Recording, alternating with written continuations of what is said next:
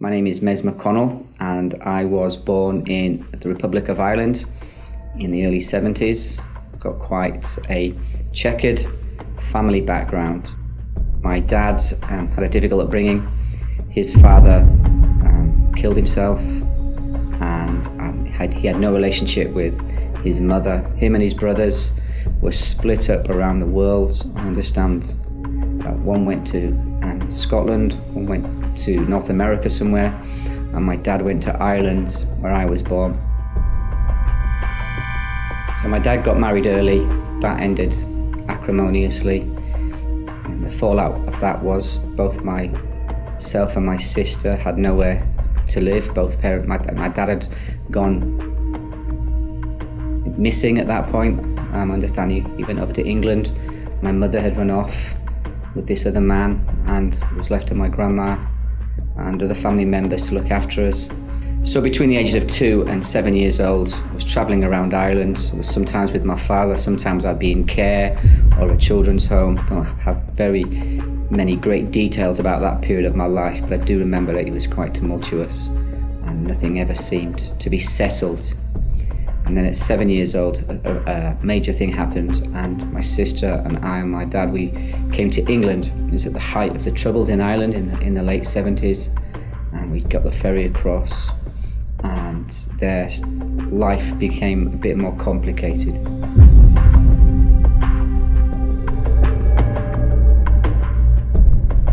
So between the ages of 12 and 16, I would say a key time in my life, lots of events happened to me. So I got into trouble with the police for the first time. I was convicted of my first criminal offence for assault when I was 12 years old. At that point I'd just begun to start taking drugs.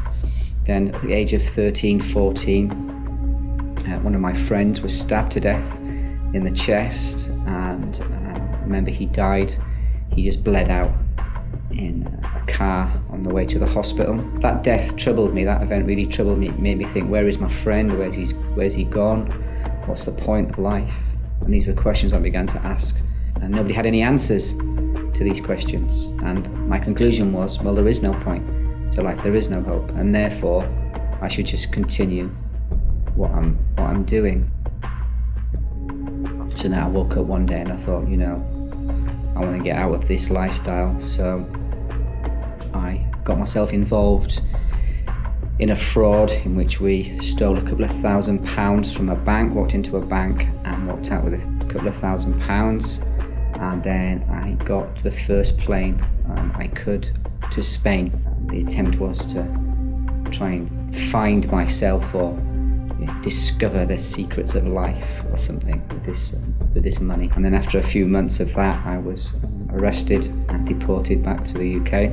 Because I was on the run from the police in the north of England, I decided to go to the south of England, where I thought, I'll start a new life. I was 19 years old. I thought, I'll start a new life, I'll get my life together, I'll get a job, etc.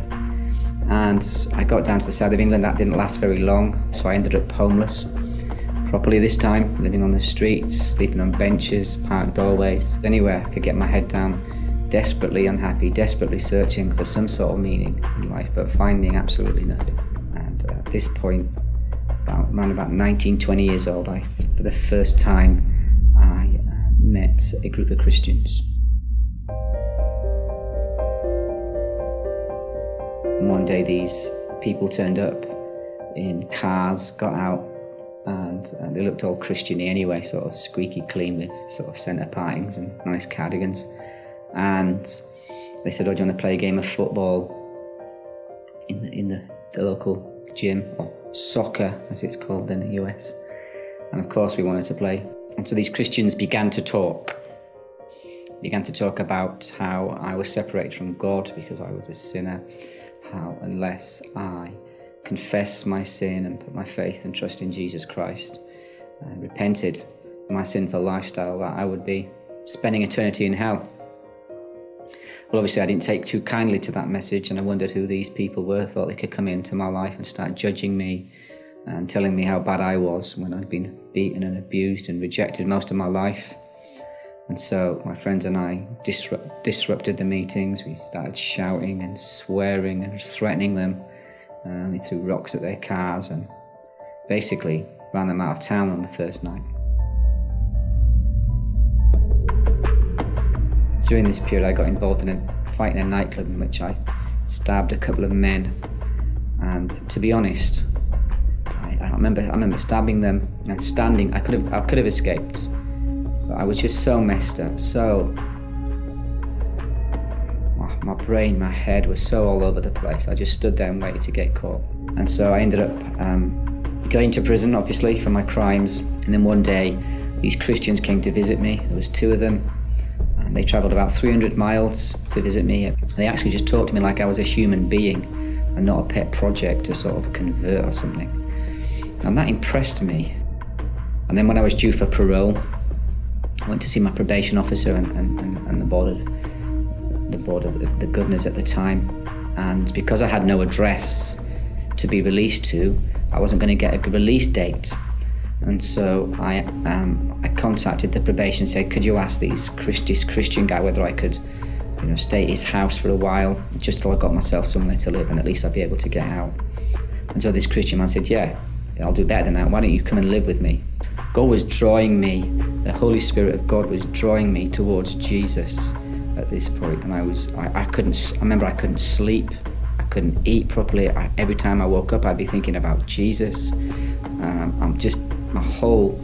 was just disturbed. Jesus Christ had saved me from a life of hopelessness. He saved me from a mess completely, almost entirely of my own making. And I thought, right, I want to serve the Lord, and I'm going to do this for the rest of my life.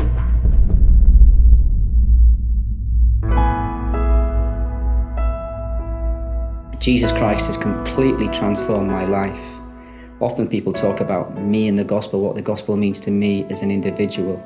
But Jesus Christ has not only transformed my life personally, but socially as well. And so I ended up going to Bible college in the south of England. I was very good at telling people about Jesus, but I'd get to, you're a sinner, you're a scumsucker like me, repent or you're going to hell, you loser. And then didn't have much more than that, really. I married Miriam 14 years ago. I met her, and the Lord just gave me a wonderful wife. I have 2 wonderful children, Kezia, who's 11, Lydia, who's nearly 10. Recently, my eldest daughter was baptized. Her opening words were, I was brought up in a Christian family. And for me, they were the greatest words that I could ever have heard. And it shows one thing, and it shows me this, that the gospel has broken through these barriers. When I look back at my family history and this just cycle of abuse and brokenness, and yet Jesus Christ has burst through that cycle and he's began a work of transformation that far exceeds anything that I could ever hope and dream of. And it's this same transformation that I want to see at community levels across Scotland, in places that are desperately short of the gospel.